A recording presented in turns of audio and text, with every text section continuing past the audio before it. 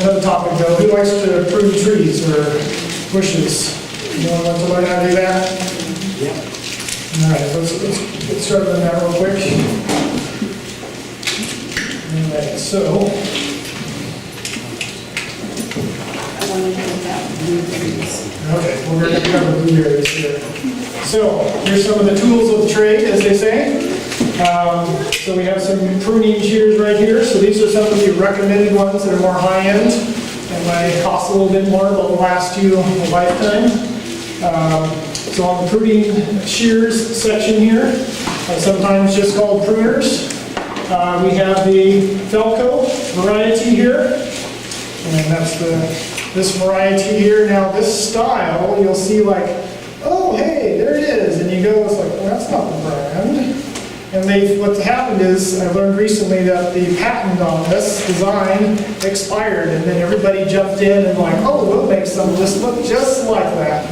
But of course, if you know anything about knives, that they may look all about the same, but the quality of the steel is different. And the more, anything that holds an edge really well, they're going to charge you a lot, because the steel is quite expensive.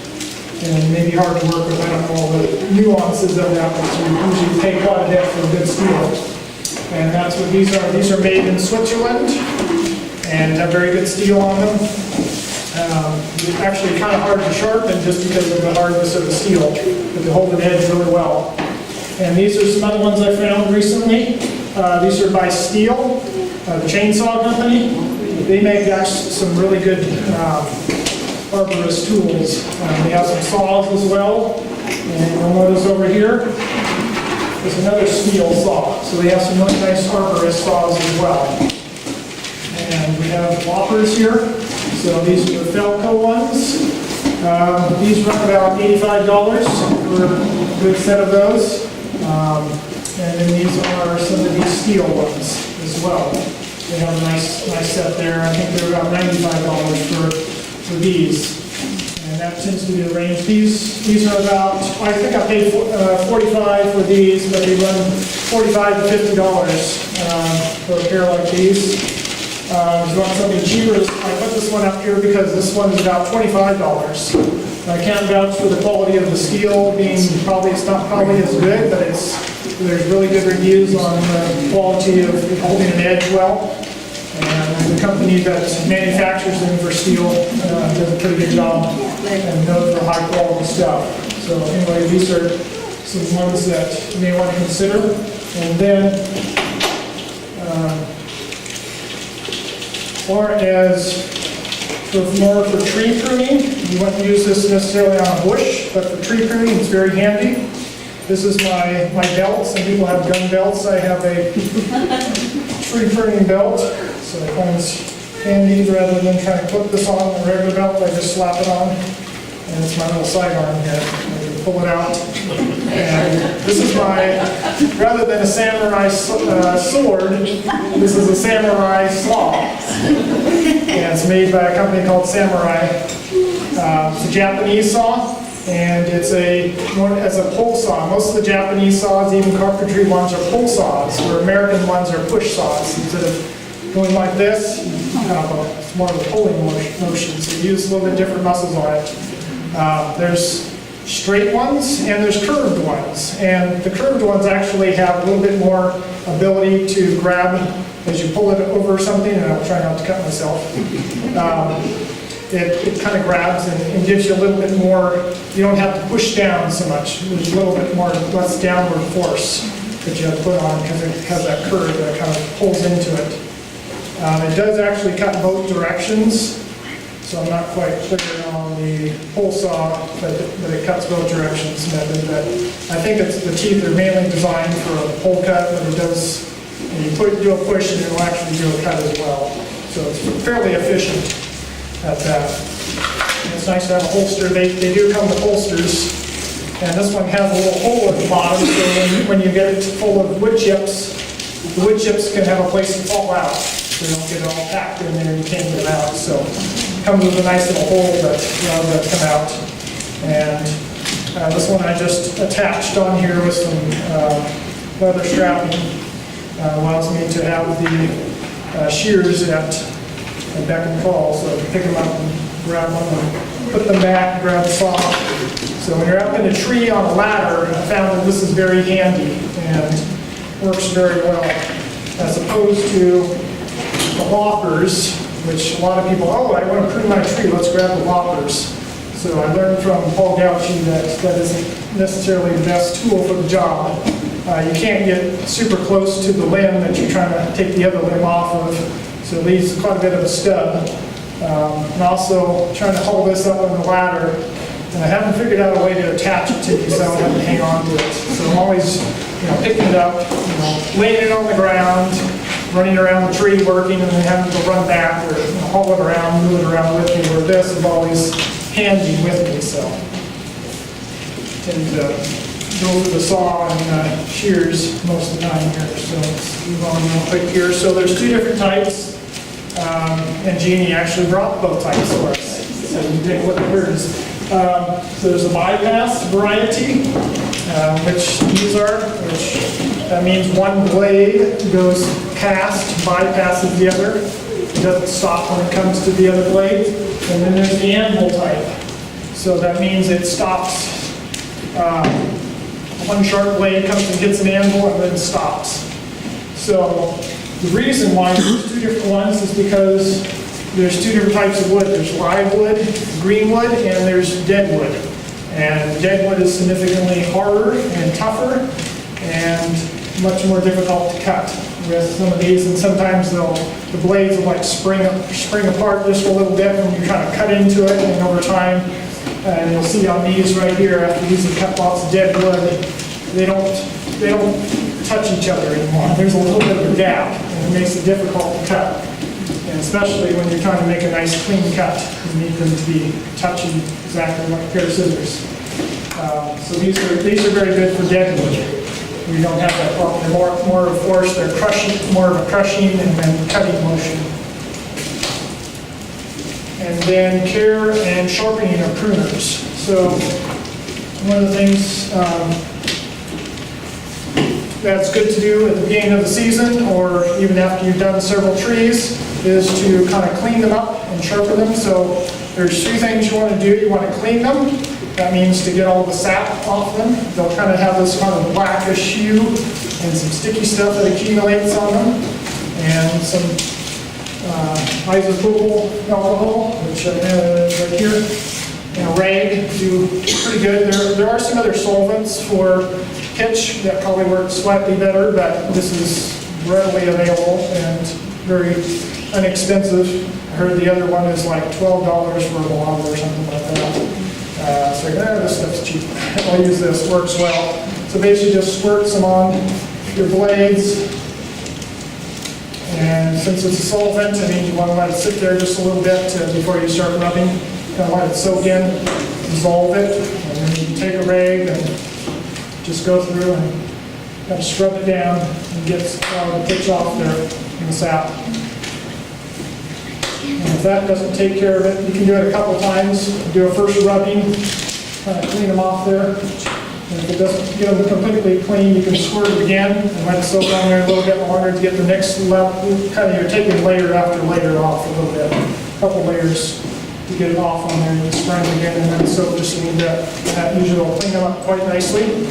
And the reason you want to do that, and not for necessarily appearance, but the motion is important, because when you're doing a lot of clipping, it's nice to have them nice and smooth, and that will create a sticking motion. It'll like it'll take a pause as you try to let up on it, and it doesn't close quite as nicely either. And it's dirty like that. And also the alcohol will also sanitize them, so if you have diseases in your wood in the tree, you're going to pass that on to the next tree you prune. And same with bushes too.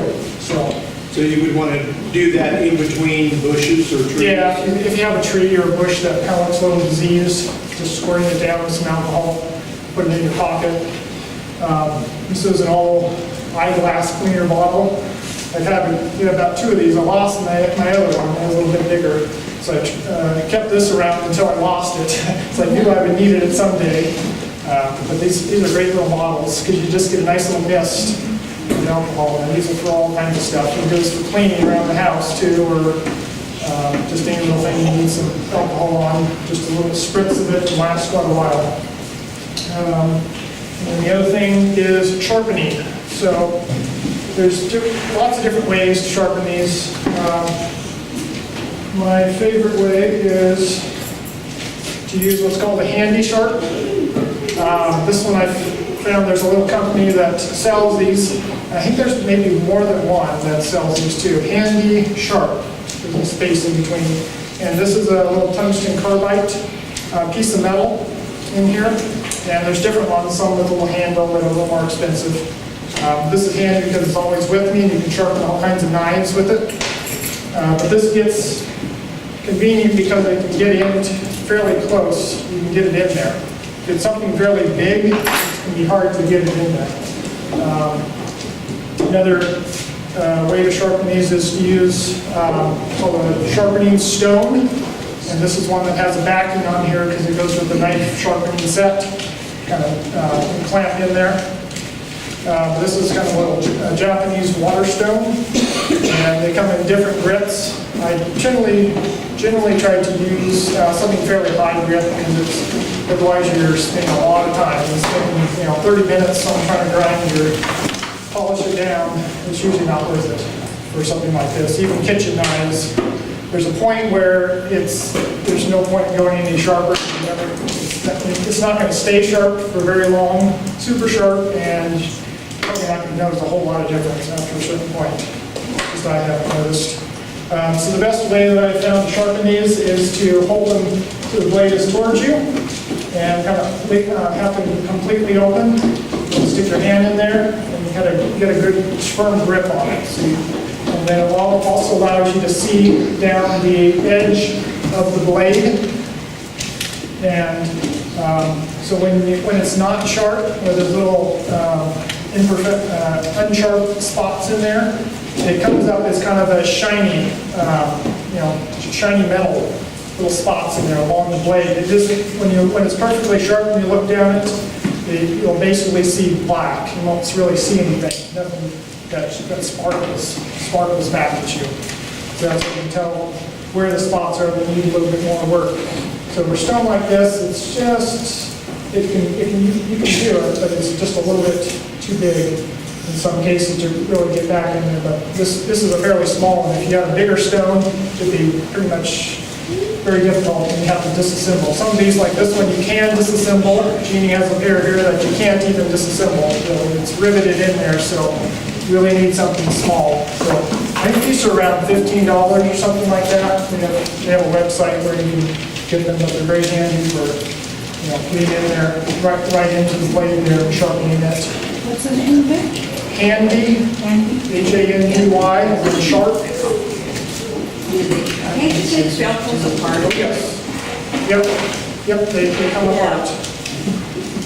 So these have a nice little nut on there and little You have a adjustments. tool that comes with it when you buy the Yep, package. a little wrench that you can use to get that apart there. So I think I've adjusted mine a couple times, which is nice about these, that they are adjustable. So, and they aren't with just a nylon washer. So it's a little bit more accurate. It's solid and it's usually going to move on you. So they have little teeth that keep the nut from moving on there.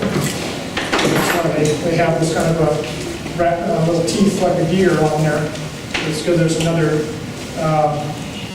little geared little piece of metal that attaches there and keeps that from unscrewing as you open and close and kind of wear open.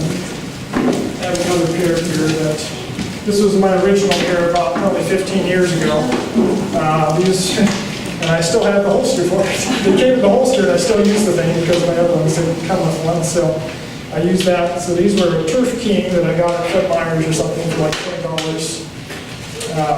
But they served me quite well, and they still work pretty well. So they're my second pair that my girls use when they want to come prune out with me. I give them this pair.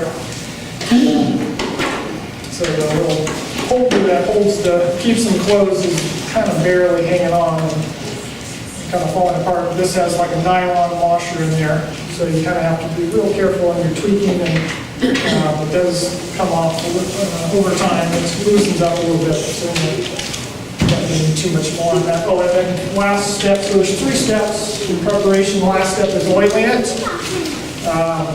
So you want to oil both the surface of the blade and any other metal parts. So this one is actually aluminum except for the blades itself. So that keeps the handle and the other part. This one is all steel. So you get a lot of rust down in this area and on the blades and things like that. So a nice layer in the winter time, in the fall, if you remember, clean it up, oil it up before winter. And also, if I recommend do not keep them in a shed or outside because they will get rusty no matter how thick and dry you think it is in your shed. Keep them in a nice warm house, baby them a little bit, especially if you spend $50 for one, you kind of baby it a little bit more, protect it from getting rusty. That's some good oil and all the moving parts, get it nice loosened up. Even after a couple trees, you can loosen them up. We'll cover these real quick. These are another pair.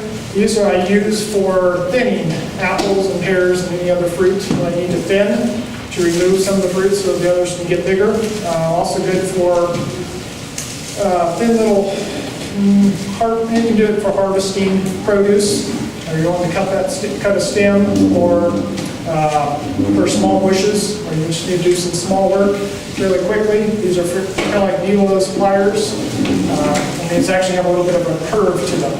So you can get in there and get real close to something and kind of do more precise work. So these are very handy for doing that kind of work. Where did you find those? Home Orchard Society, Fruit Show Fair, there's a guy who was selling them there. These are Vaca, V-A-C-A, Vaca. That's the brand that makes these guys. These are only about $8. They're fairly inexpensive for what they are. But they're fairly good steel on them. I've had good luck on keeping them nice and sharp.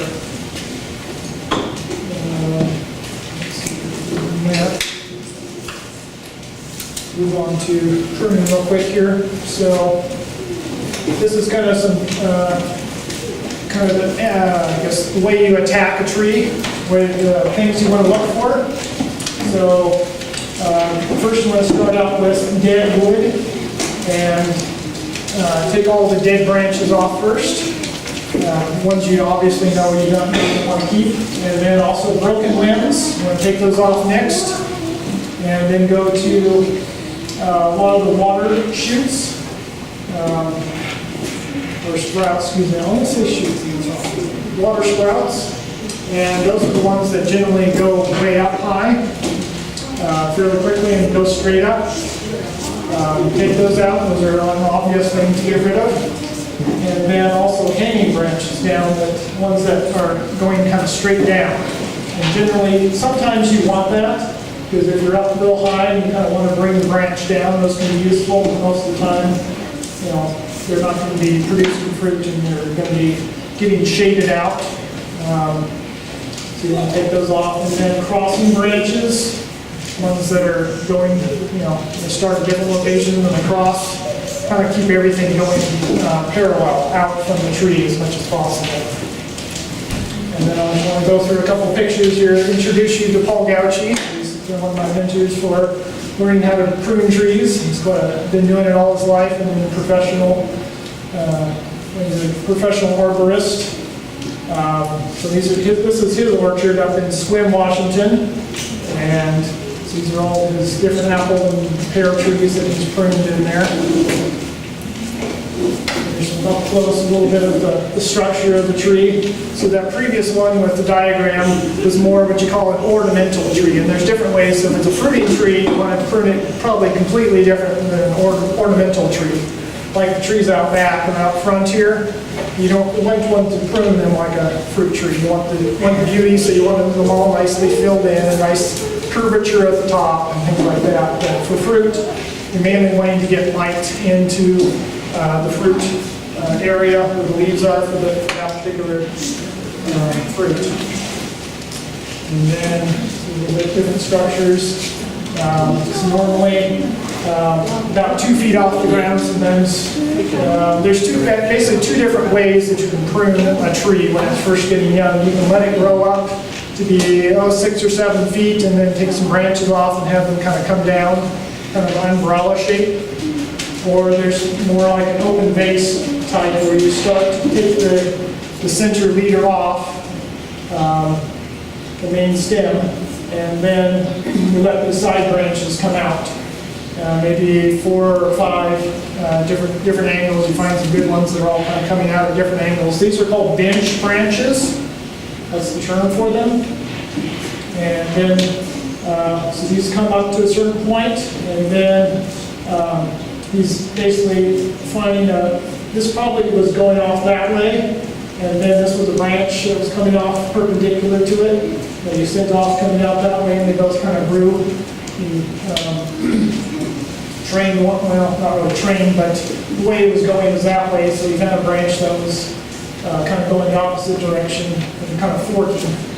And you'll see a lot of forks in some of these pictures here, so pay attention to the forking. And you'll see that as a branch coming down, and then it forks at that point, and then you'll notice another fork at that point over there, and then it comes down and forks again down here, so it's kind of like kind of a fractal design where you get to a certain distance from the tree and you can kind of spread out a little bit and keep going and then spread out again to kind of fill it all the way in.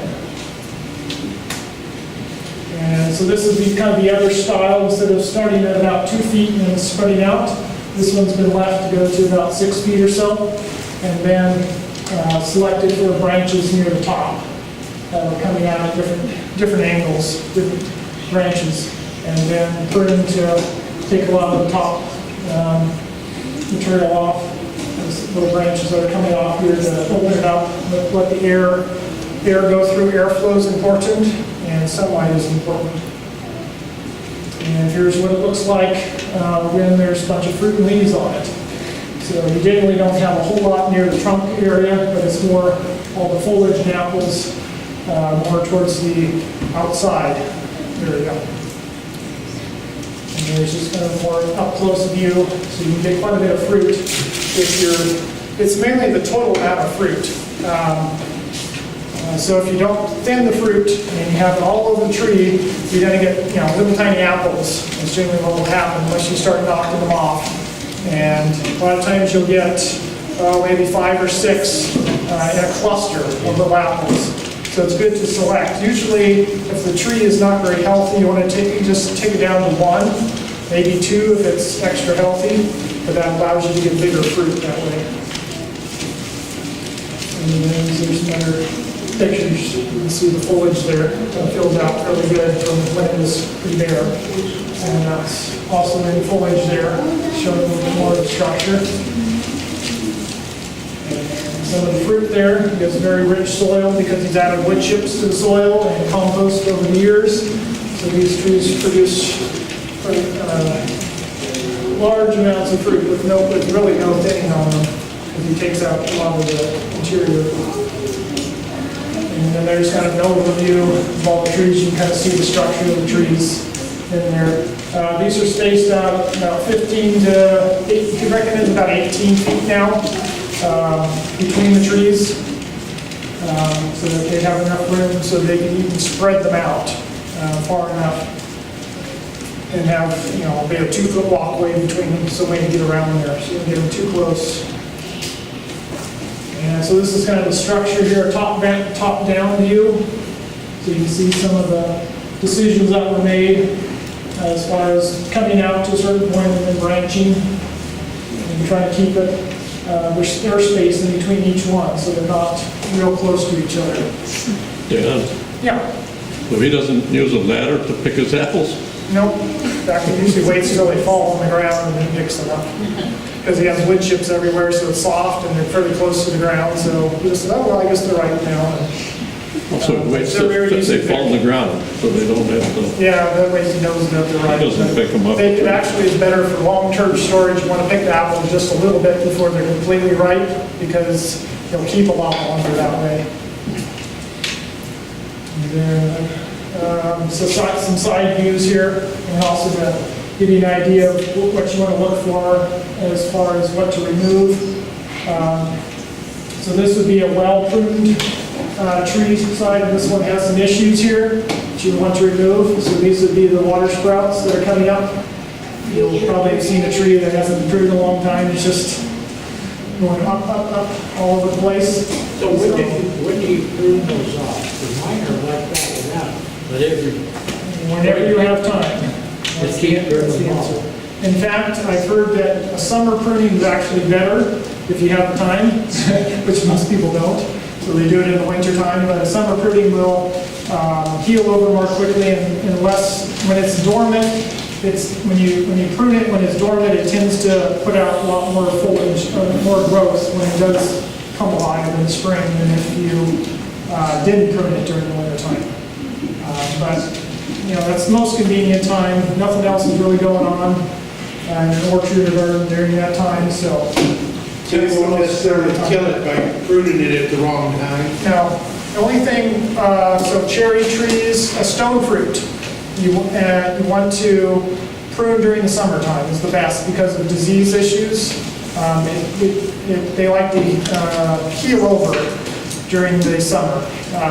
So when you make the cut, it's got to heal over, and it tends to get more disease if you do it during the winter time. The sap is flowing in the trees. Yeah, it heals faster during the summertime, so it's probably more of an ideal, more a good idea. My dad has had issues with pruning during the winter time, the plum trees. So he said, well, you know, we found that they tend to do much better when you do it in the summertime, usually at the end of the year, in the fall, early fall, where they're still growing. But all the foliage is there that you know what you're going to be taking off there. So the branches coming down, like I said, these get shaded out. And then when you have a branch here, you usually have a lot of chaotic mess, and I'll show you some examples here.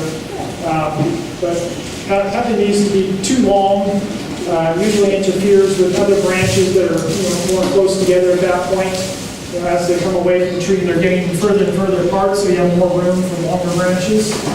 Usually back up, and you can. It's a choice whether or not, you know, if you don't have super fertile soil, you may want to have a few more branches up the tree, interior tree, to leave to produce fruit on up there.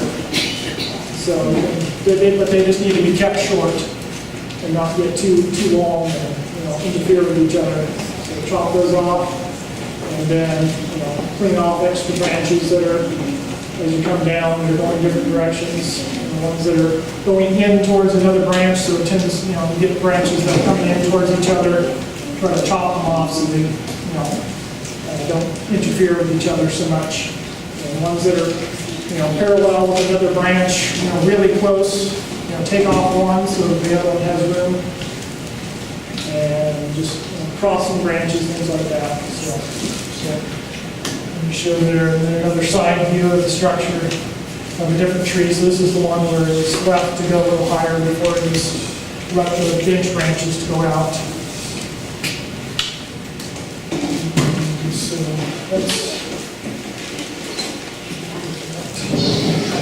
so I have a few branches. We can look at some of these after we're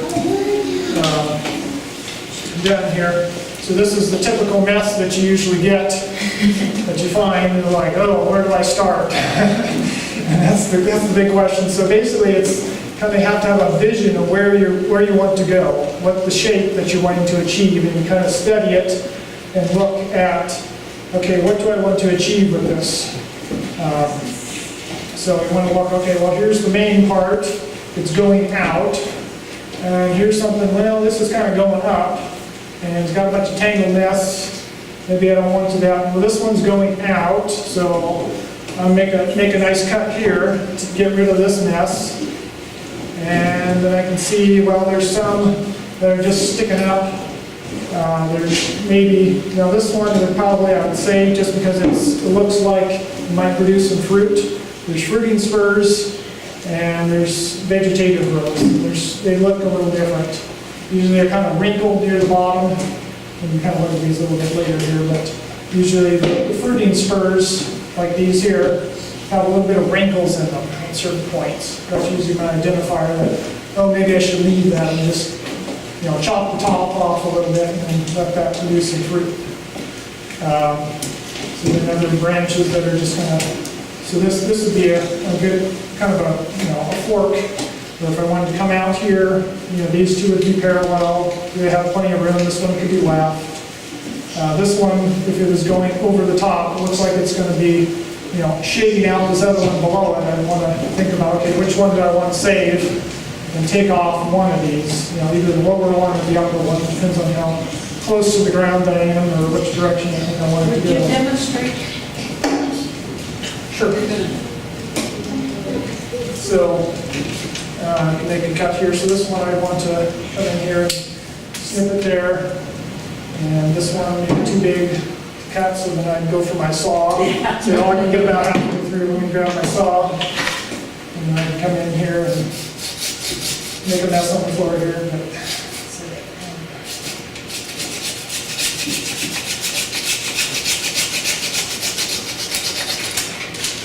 Make a nice cut like that. And then, so you will, okay. And to look at this one here, so this one's in the way, get rid of that one. And there's got 3 of them there, so that's a good spacing. But I can see that these 2 are going to cross, right? See, those 2 are going to be finally over the top, one's going to be on top of the other. So I can decide, okay, which one do I want to keep? This one looks like a nice thick branch, so I want to take probably this one out. And different people make different decisions, and it's kind of an art form, so really, different people, it's okay to make different decisions than somebody else in pruning. So then I can look here, so if this is the direction I want it to go, I can see, well, here's one kind of sticking up. Get rid of that one. Here's a little thing that's just kind of sticking up, it doesn't look like it's going to produce anything. And if there's a little bud that I think I really don't want that to grow up into a big thing, I can put that off. Get rid of that. And, well, this is going to grow up and shade over these other ones, get rid of that one. And then, what else do we want to do here? Well, this one's probably all right. Keep it a little bit longer. This one's a little bit too close. Also in crotches, so when you got a limb going out and you have another branch, you don't want little ones in this little area in here, this little kind of a boxed area. You don't want little branches trying to get in there and start out. This one's going to be, obviously, it's not going to be too long before he's going to be crossing over and shading out that one, so you can take him out. And this one's going down, but that looks like a fruiting spur, so I'll leave it. And what else here? So the other side here. So anybody else see anything that I should take off? Okay, yeah, pumpkin is broken. And sometimes you unintentionally break these things when you're moving around the tree. It's like, oh no, I just knocked off a spur, or just broke a branch up. So take it off and clean it up, something like that. And this little stub, so one of the techniques that you want to look at when you shorten one that you want to keep is to avoid these things here.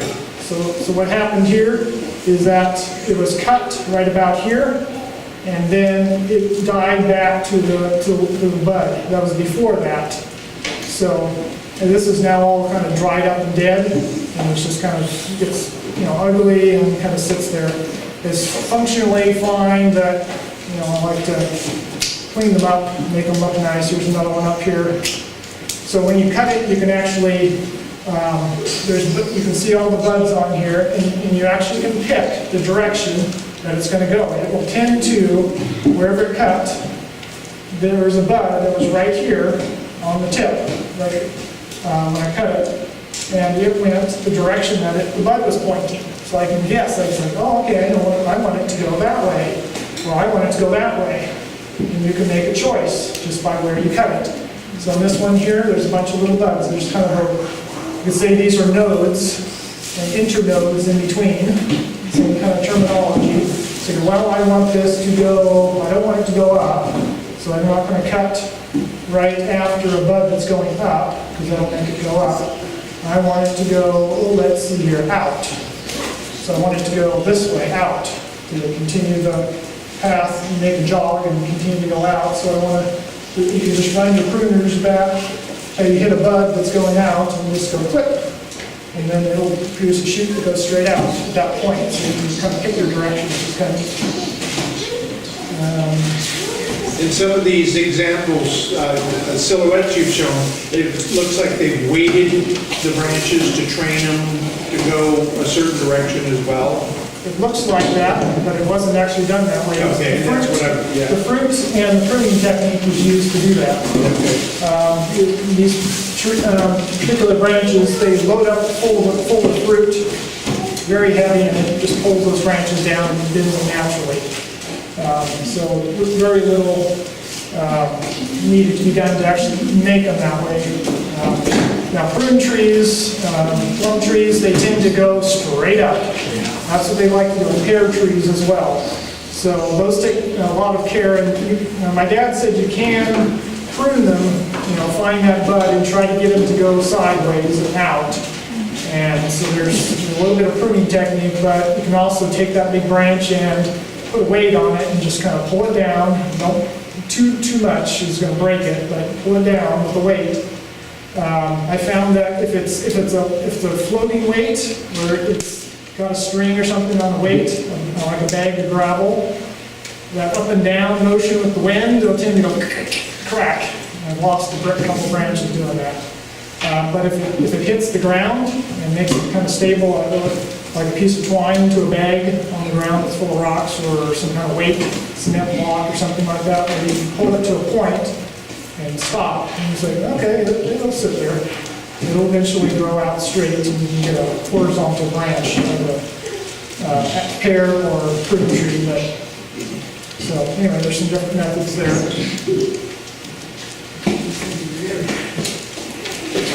Another candle nest here, example. So this is probably something you probably haven't seen this tree before. This is a quince. My neighbor was out there pruning it yesterday, and I said, oh yeah, that's a good branch to demonstrate here. So this actually has some really good structure to it. It's just got a lot of extra stuff. So you want to just go through and say, okay, anything that's kind of flattened out. Kind of think of like a palm branch, nice and flat, got a lot of lateral branches, and that's kind of the structure you want to try to keep it in one plane, nice and flat. So if this was coming out like this on the side, you could say, well, anything that's sticking up, get rid of, and anything that's sticking down, get rid of. And try to say, okay, well, it's going this way, that way, make a space and just start working your way through, clipping off anything like this one here, get rid of that one, get rid of this one. Keep going and clean out a lot of the little stuff that's there. And kind of keep a nice flat profile on there. So does the designation of like dwarf or standard, does that determine some of your pruning decisions as well? Because a dwarf is already going to be a small tree, but if you've got like a large apple tree that would normally get quite tall, do you want to try and, train it the same way you would with a smaller one? Probably be about the same. I don't think there'd be a lot of difference in it. You have to kind of anticipate that it's not going to be very big. So, just looking at height, you're going to have to. You're probably not going to get as much height out of it, but they will get fairly tall. Yeah, the pictures you showed, the ones in the picture, those seem like they were quite large branches and stuff, like they would have been a very tall tree had they not been trained down. Right. So those are actually full dwarfs, but they're in such rich soil that it kind of overcompensates, so they actually turn out to be a regular-sized tree. Because the dwarf really means that it's got a small root structure. So that means the roots aren't going to develop very, very big and wide, and therefore the top isn't going to produce very much. So it's not going to grow a lot each year. And the length of your water shoots is going to determine or show you kind of, on a dwarf tree, the water shoots aren't going to be as tall, and also shows you your fertility too of your soil. You got ones that are only about this high, you know, maybe 10 inches or something like that, you probably don't have very rich soil. If you get ones that are 2 feet, you probably got a lot of rich soil in there. Some is get up to be 6 feet tall on a single year, and they're very tall. So that's a huge factor there. So let's look at. How do you know the soil damage without damaging the roots? Because you're talking about putting compost in it. Right. You just put it right on top of it. Just dump it on there. And Yeah. just leave it? Yeah, there's, I don't know which one is either oaks or, I think like a white oak or something like that. You gotta be careful, because it can kill the tree if you put a bunch of mulch, pile it up around there, but fruit trees don't care, you can go up, you know, you put 18 inches of wood chips at one point on there, just piled it up. You need wood chips, you don't want to use compost, you just do wood chips. Whatever you got, really. You did sheep manure and straw to begin with, and that broke down fairly quickly. Then you got lots and lots of loads of wood chips, and so you put that on there, just whatever you had available. This compost is usually reserved for the garden area, which is over in this area, which is about 75 feet or so like that, by about 25 feet. All his compost goes there, and so mostly it's just wood chips brought in there, covered up. That's really good amendment for around trees, and it keeps, you know, keeps the grass down, which is a competition for nutrients and moisture. So you must not have deer. He does actually have deer. I mean, He doesn't have a fence, he uses dogs to keep the deer somewhat. He keeps mentioning, oh yeah, the deer damaged this tree and the deer damaged that tree. I was like, well, a good fence will take care of that. That's the direction I went, is a big 8-foot fence around all my trees. And that's my solution, because I'm not a big fan of dogs, so I don't love them, and therefore I'm not going to put up with much. So let's look at pruning bushes real quick. So here is a quick diagram of fruit buds and leaf buds here. So the fruit buds are going to be kind of swelled up and bigger, and the leaf buds are going to be a little bit more long and narrow. So you can tell the difference there. And so then we have some of the pruning instructions. Remove dead branches, heard that one already. Leave new growth in certain areas like that. So here is a good diagram that kind of shows you newly planted blueberries, like the first year when you buy them and you set them out, how you should prune them, and then established blueberries, like 6-7 years old. So in this case, these dotted lines kind of show you where the cuts were made, and this would be the finished product. So you want to bring it down, take off some of the, it's actually a stimulant to the roots. The roots will start to grow more when you prune it, so it's actually a benefit, not just the structure that you're trying to go for. And then on an established one, it's recommended to have about 10 to 15 main canes coming up.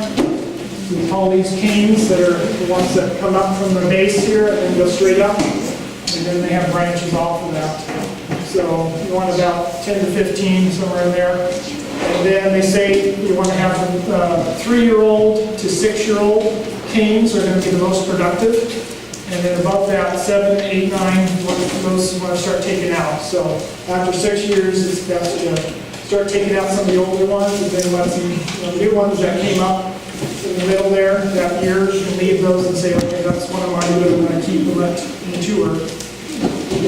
And then there's a lot of these side little branches, ones that, another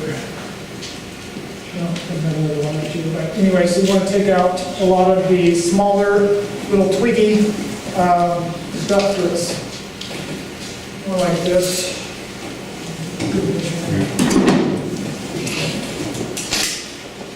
So you want to look for, so this would be a strong, sturdy, more branch on these, and then something that's more really thin and twiggy like this. You can clean those out first, get rid of the little tiny ones on the blueberry bush. And also ones, the same principles, crossing. We'll try to get rid of the crossing ones and give them each kind of airspace. Ones that are, right next to each other. You want to, decide which one you want to keep, looks nicer, and pick out the other ones on either side. And you want to take about 50% of your fruiting buds out. Kind of guess how many are, by visually looking at it, how many you want to take out. So the idea here is you're going to reduce the amount of fruit that's being produced, but the berries are going to be twice as large. So you really end up with the same weight of fruit. And bigger berries are much quicker, you can pick them much quicker and get nicer berries out of it. And final is just to look at this little video here. Here's the kind of the before pruning, what a mature plant might look like. And see if we can play it for us. And there's the after pruning. So see, about 50% of the plant is gone. And a lot of the more, these are nice strong ones here, all the little thin ones and then taken out. And we counted up, this one had about 13 canes in there that were left. And some of the older ones we taken down. Also lower ones as well. See if I can get that to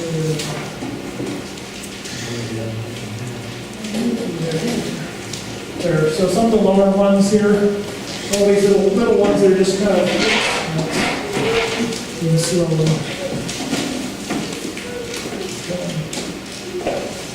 There we go. Okay, so some of the lower ones, really sluggish. Anyway, all of the lower ones that are down here, just kind of coming out on the side, or you get little beaky ones that kind of come up in the middle, and you take all those out. So anyway, that's the basics of how to do that. Anyone have any questions about that? It's done all of it right now. Time of year. When you have time. No, yes, sometime in the spring, before it starts growing.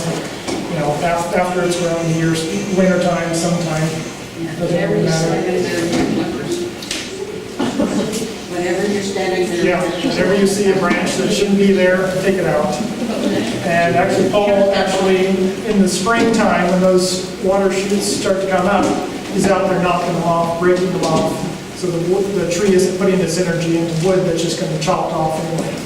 So that's one way to put more energy into the leaves and the branches you do want to keep this. Spring pruning, when those shoots get about that big, get out there and we just whack them all off the other time. Do that.